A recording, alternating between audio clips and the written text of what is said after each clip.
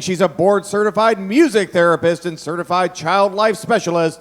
Please welcome to the stage, Elizabeth Smith.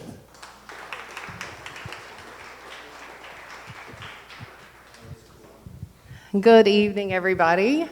I'm going to start with a quick kind of poll on how old everybody is with this next picture.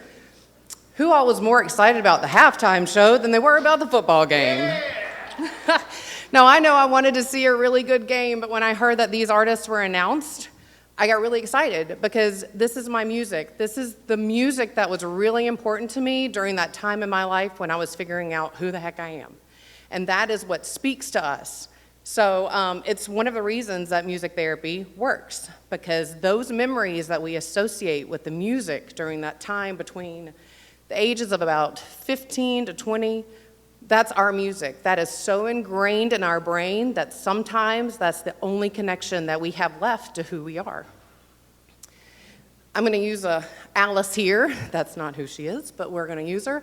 So I worked on a geriatric psychiatry unit, and I did music therapy groups daily. And Alice came to our group one day, very quiet, did not engage, was sitting in her wheelchair, looking down. This particular day, we were just playing songs that were important to us and discussing them. So people were making specific requests for songs. We were talking about where they were, what they were doing during that song when it was popular.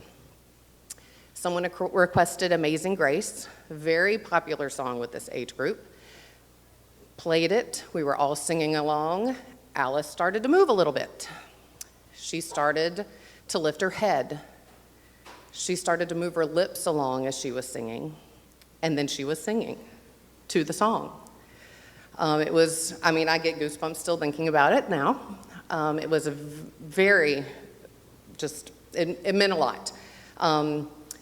After the song was over, I asked if she enjoyed it. She said yes. So I was at a teaching hospital, which means we have student nurses around. There was this poor girl in the corner bawling her eyes out. I thought, okay, keep it together, lady, before I have to kick you out of my group. And afterward, we went up to her and asked if she was doing okay, if I could do anything to help her. She said that's the first time she'd ever seen Alice interact with anything. She'd been working with her for days and had not gotten any kind of reaction. It's because of the music. I did a lot of data collection while I was on the same unit, using music to help with agitation levels. A lot of these residents and patients suffer from sundowning, so toward the end of the day, they get a little bit more agitated.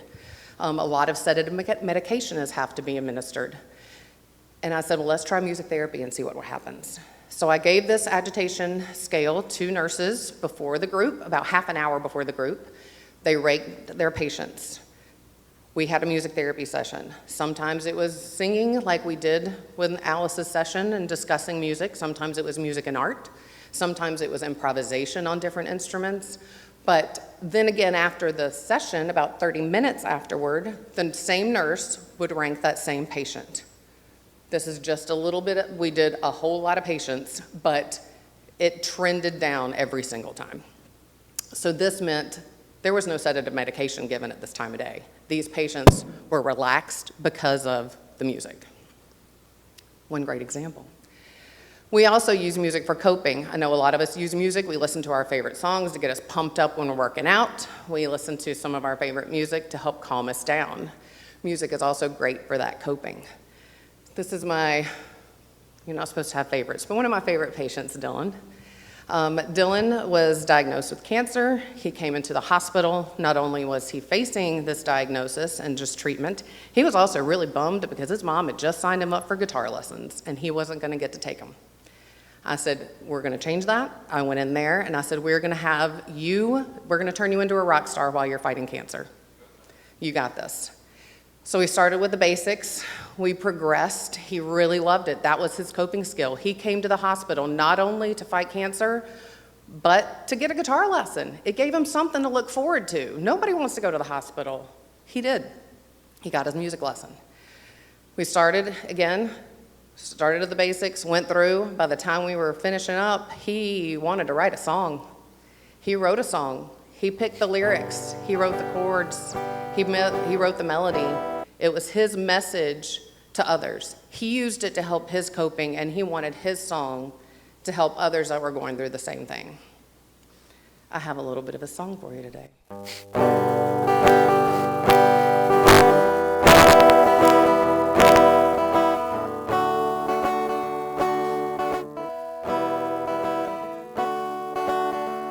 Gotta keep climbing the mountain, never look down.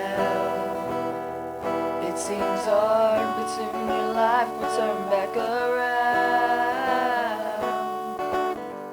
God is with you every day. He loves and cares for you. So do your part, fight real hard, it'll be over soon.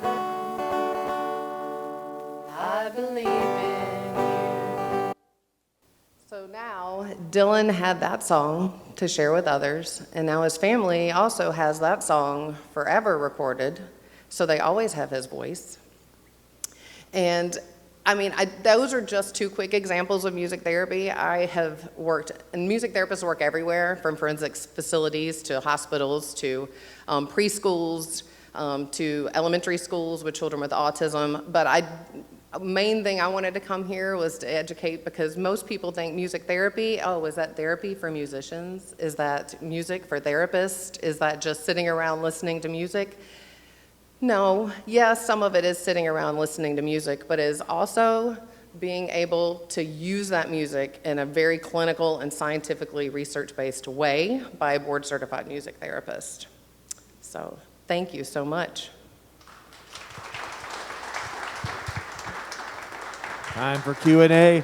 I also was real happy that the Super Bowl stopped putting on halftime shows for old people and finally put one on for, oh God, no. Faced with my own mortality there. All right, first question coming up here for the man with the jaunty beard. Okay, so for the dementia patients, I'm curious, for the types of music you play, did you choose music that you thought they would recognize, or did you do any tests with music that, just like general pop music, they may not be familiar with, or just any kind of genre? Like, did you see any differences between stuff they understood or could remember from their past, or just general music? Yeah, there is a lot of research that goes into showing that musical preference is integral in the success of music therapy interventions. If I went in there and had played the halftime show for these Alzheimer's and dementia patients, it would have been nothing. Like, they still would have been sitting there in the same way. It is using that music, their music from that time in their lives when they, first had their first date, when they, went off to college, or when they got their first job. Those times are the ones that really, those memories and the music that was popular at that time is so ingrained in the brain that it really is some of the last connections that they have with who they are. Next question coming from the back left of the room. Hi, you said music therapy works with the children. So particularly children with learning disabilities, what kind of music therapy or lessons and strategies work with them? Autism or learning disabilities and ADD kind of children. Yeah, I actually have a lot of private clients that I see with ADD, ADHD, and we use music to it's kind of trickery therapy in a way, because we're having so much fun they don't realize how hard they're working. I use a lot with literacy, music therapy, and literacy is really big right now, using music to even, like, I can lay out drums and put words on each drum, and it's getting from left to right, because I have a patient that has a learning disability and he goes right to left every time. So it's in training that, I'm giving them the positive feedback of using the drums as they're going along and reading these words to get them in the left to right zone to be able to successfully read at their age level. Many more examples. I could talk to you about it forever. All right, next one coming up from the back of the aisle here. Did you see that wonderful documentary about music therapy that was out years ago? That's part one. And part two, how long have you been involved in music therapy? And then a third comment is just, I see myself in the years ahead being influenced by music therapy myself, because I grew up and music was such an integral part of my life that I think that if I lose contact with my loved ones, that I can be reached through music. So I guess going back to how long have you been doing this, and did you see that wonderful documentary and were influenced when you were younger to go into this full time, you know, with great enthusiasm? Yeah, I've been practicing for 18 years.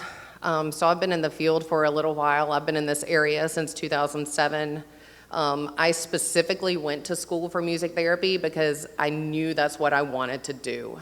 I knew I wanted to I grew up with music, performing and singing, and I knew I wanted to give that back somehow. I wasn't really familiar with music therapy until I went to governor's school in high school, and a girl told me about the music therapy program, and then I went to a vocal competition at ECU, and it just fell into place because I fell in love with the faculty there. They had a music therapy program, and I thought, the universe is telling me this is what I need to do right now. So I started the program, and I never looked back. I knew that I wanted to be able to use my talents with music to help others and to foster their love of music. I didn't need them to become a concert pianist, but I wanted them to be able to take that music and really change and improve their quality of life with it.